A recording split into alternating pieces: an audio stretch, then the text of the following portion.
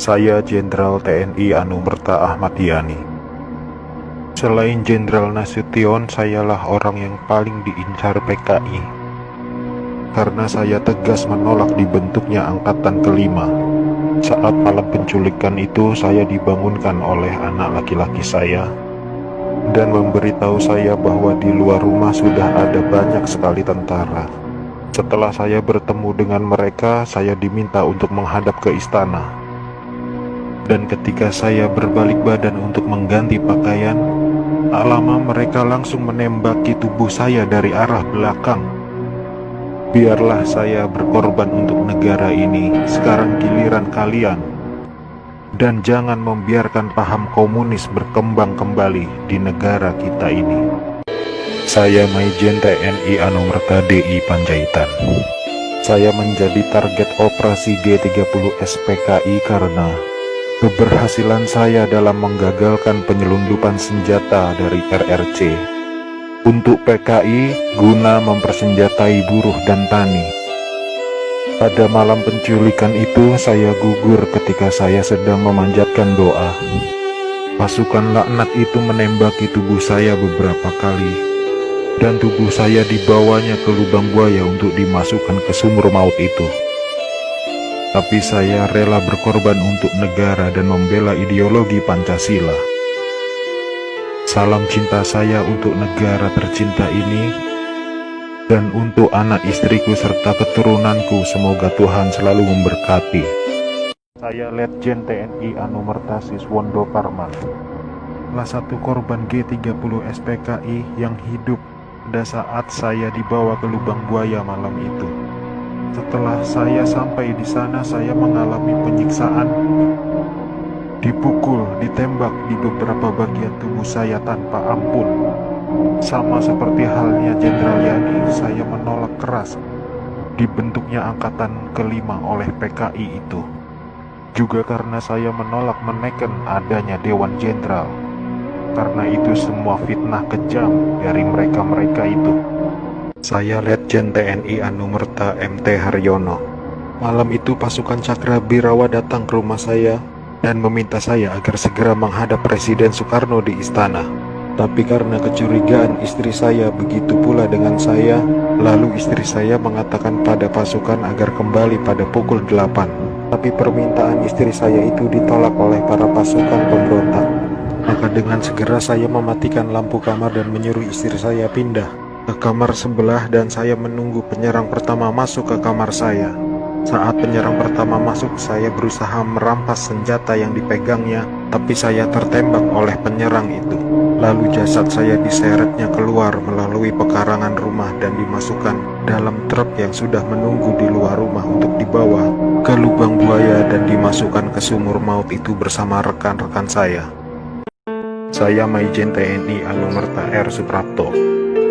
Awal masa pendudukan Jepang, saya pernah dipenjarakan oleh tentara Dai Nippon ketika saya masih menjadi siswa Akademi Militer di Bandung. Setelah proklamasi, saya ikut berjuang melawan tentara Dai Nippon.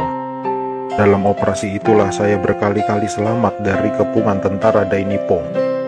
Tapi ketika terjadi pemberontakan G30 SPKI itu, saya justru gugur di tangan bangsa saya sendiri karena fitnah keji yang dilancarkan komunis itu. Tapi biarlah itu menjadi penutup rangkaian perjuangan saya demi tegaknya NKRI dan ideologi Pancasila. Lanjutkan perjuangan kami dan jangan beri kesempatan untuk komunis berkembang kembali di negara tercinta ini. Saya Kapten Anumerta Pierre Andries Tendean. Saat operasi Dwi Kora, saya mendapat tugas sebagai intel. Setelah operasi itu selesai, saya dipanggil untuk bertugas sebagai ajudan Jenderal Nasution. Saat terjadi pemberontakan G30 SPKI itu, dan saat pasukan penculik mengepung kamar saya, dan mereka bertanya pada saya, "Di mana Nasution?" Dan saya menjawab, "Saya ajudan Nasution." Saya tetap dibawa ke lubang buaya karena yang terdengar oleh mereka, saya menjawab, "Saya Nasution," maka dari itu saya dibawa. Tapi saya ikhlas karena saya memang rela berkorban untuk negara. Saya Brigjen TNI Anumerta Katamso Darmokusumo. Setelah pemberontakan PKI di Jakarta, mereka juga terstruktur untuk mengadakan pemberontakan ke daerah-daerah dengan indikasi tersiarnya siaran RRI yang mengatakan bahwa di kota Yogyakarta sudah terbentuk Dewan Revolusi sebagai kelanjutan dari terbentuknya Dewan Revolusi yang ada di Jakarta. Atas dasar berita itulah saya mengecek kembali kebenaran berita itu. Dan sekembalinya dari Magelang, saya langsung kembali ke rumah dan saya dijemput oleh beberapa anak buah saya untuk ikut bersama mereka. Lalu saya dibawanya ke daerah Kentungan dan di sanalah saya dihabisi oleh pasukan-pasukan militer yang ternyata sudah dipengaruhi oleh PKI. Saya menjadi target operasi mereka dikarenakan saya seorang militer yang anti PKI dan pernah memberikan pembinaan kepada mahasiswa-mahasiswa akan bahayanya PKI. Tanggal 1 Oktober 1965 saya baru kembali ke markas Korem 072 untuk melaporkan hasil penugasan itu kepada atasan saya Pak Katamso. Tapi ternyata beliau tidak ada di ruang kerjanya, lalu saya mencarinya ke rumah dinas beliau. Ternyata beliau pun tak ada di rumahnya. Tak lama setelah itu saya mendapat informasi bahwa Pak Katamso ada di daerah Kentungan dan beberapa anak buah saya mengantar saya ke sana.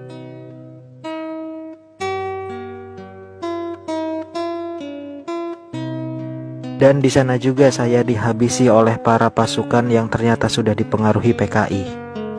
Saya sempat ditahan beberapa saat dan akhirnya kepala saya dihantam oleh kunci mortir. Jenazah saya diseret dan dimasukkan ke dalam lubang sumur bersama dengan atasan saya Pak Katamso. Saya Aibda Anumerta Karel Satsuit Tubun. Saya satu-satunya pahlawan revolusi dari kepolisian. Pada malam penculikan itu, saya sedang berjaga di rumah Bapak Johannes Laimena. Pasukan penculik itu mengira bahwa rumah Bapak Johannes Laimena adalah rumah Bapak Jenderal Nasution. Dan saat itu saya sedang bertugas jaga di rumah Bapak Johannes Laimena. Dengan brutalnya para pasukan itu langsung merangsek masuk ke rumah Bapak Johannes. Saya yang mendengar keributan itu segera mengambil senjata saya, dan pasukan penculik itu tanpa ampun langsung menembaki tubuh saya. Harapan saya agar generasi penerus bangsa tetap memegang teguh ideologi Pancasila demi NKRI.